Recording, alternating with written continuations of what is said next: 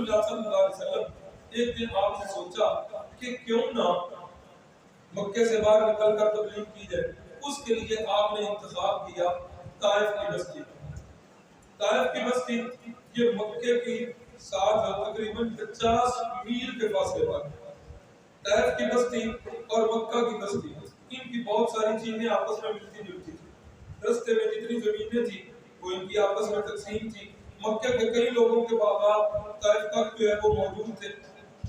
رسول اللہ صلی اللہ علیہ وسلم نے جا کر وہاں کے لوگوں سے دعوت اسلام پیش کی ان پر. اور وہاں کے جو سردار تھے, بڑے بڑے 3 سردار لکھے ہوئے ہیں, عبد یالیل, مسعود اور حبیب, یہ تینوں بڑے سردار تھے. اور ان کے سامنے جا کر رسول اللہ صلی اللہ علیہ وسلم نے دعوت پیش کی. ان تینوں نے دعوت کو جھٹلایا, اور صرف جھٹلایا ہی نہیں, بڑے عجیب و غریب الفاظ جو ہے انہوں نے استعمال کیے. ایک نے کہا میں کعبہ کے سامنے جا کر داڑھی مڑوا دوں گا اگر تو اللہ کا سچا رسول ہو. ایک نے کہا کہ جس بندے کے پاس سواری بھی اپنی نہیں ہے, اللہ کو یہی بندہ ملا ہے رسول بنانے کے لیے. یعنی اس طرح کی جلی کٹی باتیں انہوں نے کی. اور پھر اسی پر بس نہیں کہی, ان ظالموں نے رسول اللہ صلی اللہ علیہ وسلم اور آپ کے ساتھ تھے آپ کے متبنہ منہ بولے بیٹے حضرت زید, ان دونوں کے پیچھے طائف کی وادی کے غنڈے اور بدماش پہ لگا دی. رسول اللہ صلی اللہ علیہ وسلم طائف کی بستی میں ہیں تو رستے کے دونوں جانب لائنیں لگی ہوئی ہیں, جملے کس رہے ہیں, برے الفاظ استعمال کر رہے ہیں, گالیاں دے رہے ہیں. پھر اسی پر بس نہیں کی, پھر انہوں نے پتھر مارنے شروع کر دیے, اور پتھر مار مار کر رسول اللہ صلی اللہ علیہ وسلم کے جسم مقدس کو زخمی کرنا چاہتے ہیں.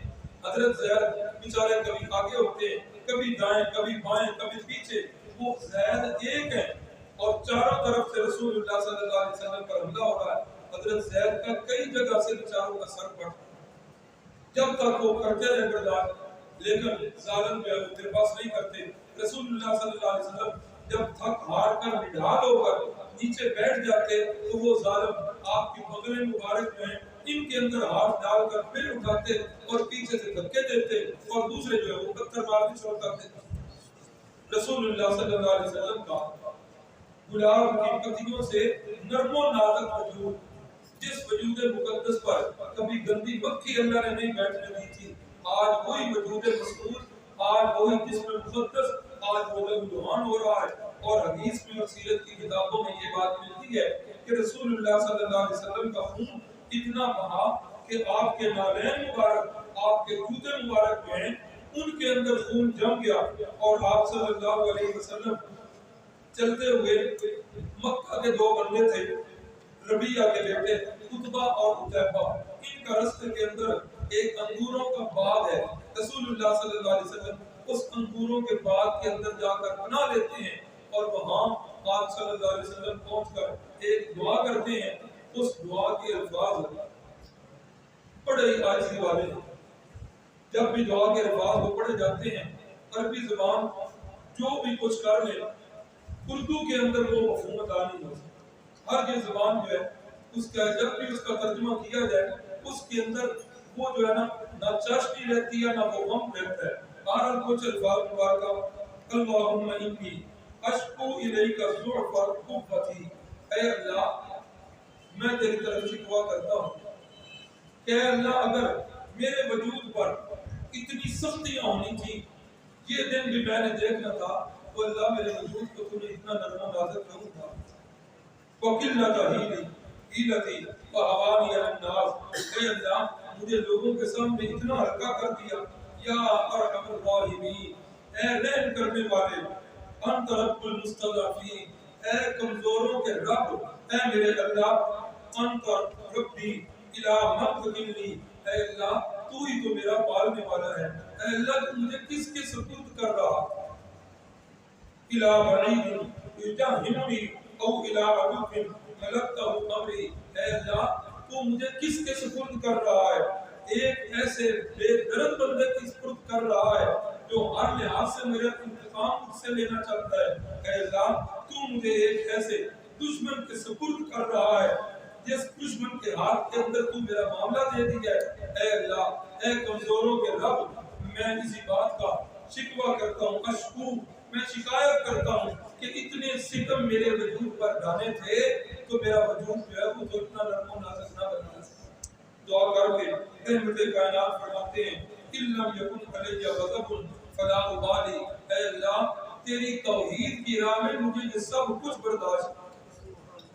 اے اللہ اگر تو مجھ سے راضی ہے، اے اللہ اگر تو میرے اوپر ناراض نہیں ہے، فلا ابالی، مجھے ان سختیوں کی کوئی پرواہ نہیں، مجھے توحید کی خاطر اس زخمی بدن کی کوئی پرواہ نہیں۔ اے اللہ جس حال میں تو رکھے میں محمد اسی حال میں رہوں گا۔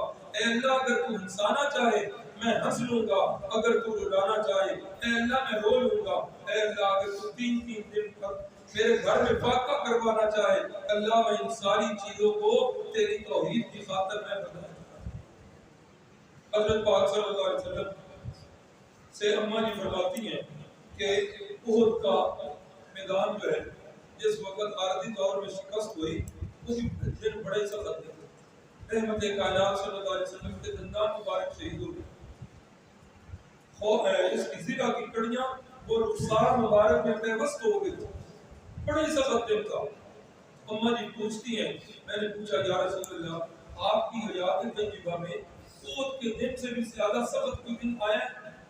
رسول اللہ صلی اللہ علیہ وسلم نے فرمایا عائشہ احد کے دن سے بھی زیادہ سخت میرا کو طائف والا طائف والا دن احد والے دن سے بھی زیادہ سخت۔ تو جب رسول اللہ یہ دعا کر رہے ہیں رحمت کائنات فرماتے ہیں کیا دیکھتا ہوں کہ بادل کا ٹکڑا میرے اوپر سایہ کیے ہوئے ہے اور اس بادل کے ٹکڑے سے آواز آتی ہے کہ جبریل امین آپ کو یا رسول اللہ سلام سے یا رسول اللہ یہ اللہ نے پہاڑوں پر جس فرشتے کی ڈیوٹی لگائی ہوئی ہے یہ فرشتہ میرے ساتھ آیا ہے، آپ اسے حکم کریں تو یہ آپ کی چاہت کے مطابق کرے گا۔ اتنے میں وہ پہاڑوں والا فرشتہ اس نے رسول اللہ صلی اللہ علیہ وسلم کو سلام کیا اور کہا یا رسول اللہ اللہ نے میری ڈیوٹی پہاڑوں پر لگائی ہوئی ہے، اگر آپ حکم کرتے ہیں اس طائف کی وادی کے دونوں طرف جو پہاڑ ہیں ان کو میں ملا دیتا ہوں اور اس وادی کو بالکل بلیا میٹ کر دیتا ہوں، ان کا ایک بندہ بھی میں زندہ نہیں چھوڑتا۔ یا رسول اللہ آپ حکم کیجئے، آپ کا ایک اشارہ ہوگا اور پھر کیا ہوگا یہ وادی یہ طائف کی بستی یہ سب ہستی سے مٹ جائے گی۔ رحمت کائنات صلی اللہ علیہ وسلم نے انہیں کیا جواب دیا؟ انہیں جواب دیا بل ارجو ان یخرج اللہ من اصلابہم من یعبد اللہ وحدہ لا یشرک بہ شیئا۔ آج انہوں نے مجھے نہیں مانا، اللہ کے حضور دعا کر رہے ہیں اے اللہ تو انہیں ہدایت دے، اے اللہ یہ میرے مقام کو نہیں پہچانتے، اے اللہ میں امید کرتا ہوں اگر آج یہ مسلمان نہیں ہو رہے، اگر آج انہوں نے میری دعوت کا طریق نہیں کہا تو بلکہ اے اللہ میں تجھ سے امید کرتا ہوں ان یخرج اللہ من اصلابہم، اے اللہ تو ان کی اولاد سے ایسے افراد پیدا کرے گا من یعبد اللہ وحدہ، اے اللہ جو تجھ اکیلے کی عبادت کرے لا یشرک بہ شیئا، تیری عبادت کے اندر کسی کو شریک نہیں۔ رسول اللہ صلی اللہ علیہ وسلم کی اس دعائے مبارکہ کا کتنا اثر ہوا؟ سیرت کی کتابوں میں یہ یہاں تک کی ہے، آگے تاریخ کی ایک بات ہے، طائف کا بڑا بڑا قبیلہ جنہوں نے رسول اللہ کی دعوت کو ٹھکرایا تھا وہ بنو ثقیف کا قبیلہ تھا۔ بنو ثقیف اور بنو ثقیف کا ہی فرق تھا، اس کا نام تھا محمد بن قاسم رحمہ اللہ، جو ہماری بر صغیر کے اندر وہ جو فوج آئی تھی اس کے سپہ سالار بنے تھے تو وہ محمد بن قاسم یہ بنو ثقیف کے قبیلے سے تھے اور یہ طائف والوں کی اولاد میں سے تھے۔ رسول اللہ صلی اللہ علیہ وسلم کی یہ دعا ایسے قبول، اللہ اکبر اللہ اکبر۔ رحمت کائنات صلی اللہ علیہ وسلم جس وقت باغ کے اندر یہ دعائیں کر رہے ہیں اتنے میں یہ عتبہ اور عتیبہ جو تھے مکے کے لیکن باغات ان کے ادھر تھے، انہوں نے جب رسول اللہ صلی اللہ علیہ وسلم کی حالت دیکھی اتنی قابل رحم حالت ہے کہ باوجود اس کے کہ وہ دشمن ہے لیکن نہ دیکھ سکے۔